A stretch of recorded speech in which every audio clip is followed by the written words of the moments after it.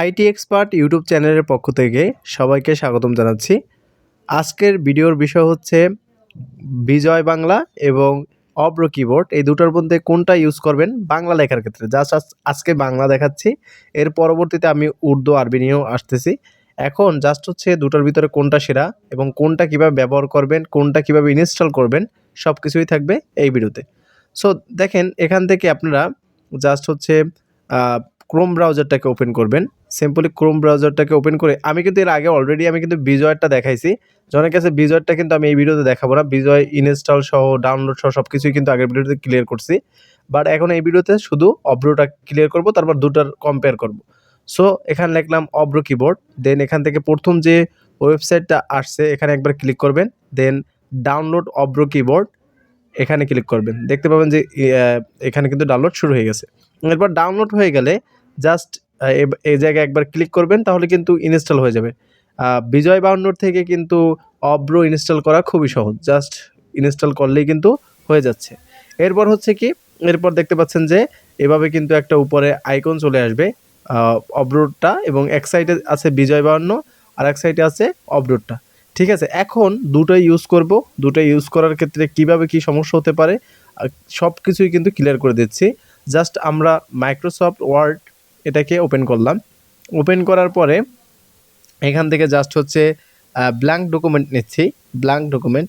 এখন আমি ক্লিয়ার করি, আপনি যদি বিজয় 52 দিয়ে লিখতে চান সেক্ষেত্রে সুতুনিএমজি ফন্ট হিসাবে থাকবে, এবং এটা হচ্ছে খুবই প্রফেশনাল লেভেলের লেখা, অর্থাৎ হচ্ছে অফিস বা বিভিন্ন সরকারি কাজে কিন্তু এই সুতুনিএমজি ব্যবহার করাটা খুবই ভালো, প্রফেশনাল যেহেতু।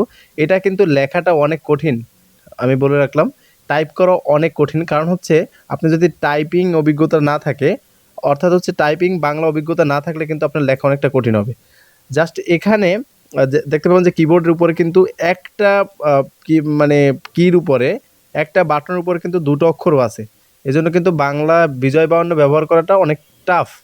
সো বিজয় 52 যারা শিখতে পারছেন তারা চাইলে এটা ইউজ করতে পারেন, আবার চাইলে শিখেও সুতুনিএমজি ব্যবহার করতে পারেন বিজয় 52 ক্ষেত্রে, যদি আপনি মনে করেন যে প্রফেশনাল লেভেলে ব্যবহার করবেন।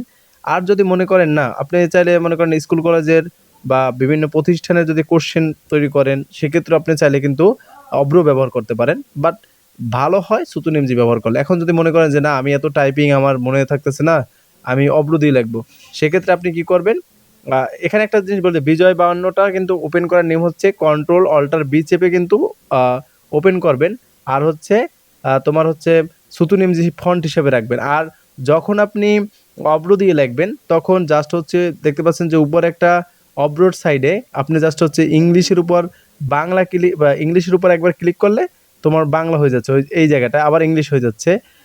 এক্ষেত্রে কিন্তু বিজয় 52টা বন্ধ করে রাখবেন। এখন কি করবেন, অব্রোর ক্ষেত্রে একটা কাজ করতে হবে, যেহেতু বিজয় 52 ক্ষেত্রে ফন্ট হিসেবে সুতুনিএমজি ছিল, অব্রোর ক্ষেত্রে কি থাকবে এটা আপনাকে আলাদাভাবে ডাউনলোড করতে হবে। নিকোশ বাংলা লিখে ফন্ট ডাউনলোড উইন্ডোজ 11 লিখে সার্চ করবেন, অথবা উইন্ডোজ 10 হলে উইন্ডোজ 10 লিখে সার্চ করবেন।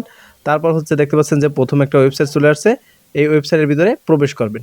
ঠিক আছে, আর তোমার হচ্ছে তোমার বিজয় 52 জন্য কিন্তু ওই যে সুতুনিএমজি ওটা কিন্তু অলরেডি থাকে, ওর ভিতরেই থাকে, আর ডাউনলোড করতে হয় না। বাট এখন অব্রুল লেখার জন্য জাস্ট হচ্ছে আমরা ফন্টটাকে ডাউনলোড করব, দেন ইনস্টল করব। আর বিজয় 52 ক্ষেত্রে কিন্তু দরকার নেই, বিজয় 52টা কিন্তু অলরেডি আছে, এবং বিজয় 52টা কিন্তু বন্ধ করে রাখতে হবে। ঠিক আছে, এখন দেখতে পাচ্ছেন যে নিখোঁজ বাংলা ফন্টটাকে আমি ডাউনলোড দিলাম। ডাউনলোড দেওয়ার পরে ইনস্টলে ক্লিক করবেন। ঠিক আছে, ইনস্টলে ক্লিক করছি, আমি কিন্তু অলরেডি ইনস্টল করছি, তার জন্য দেখবেন যে ইনস্টল করলেই কিন্তু আপনার ফন্টে মাইক্রোসফট ওয়ার্ডে কিন্তু চলে আসবে। দেখতে পাচ্ছেন যে অব্র কিন্তু অলরেডি ওপেন আছে, আমি ভুল জায়গায় প্রেস করছি। জাস্ট হচ্ছে এখন আমি মাইক্রোসফট ওয়ার্ডে চলে যাব।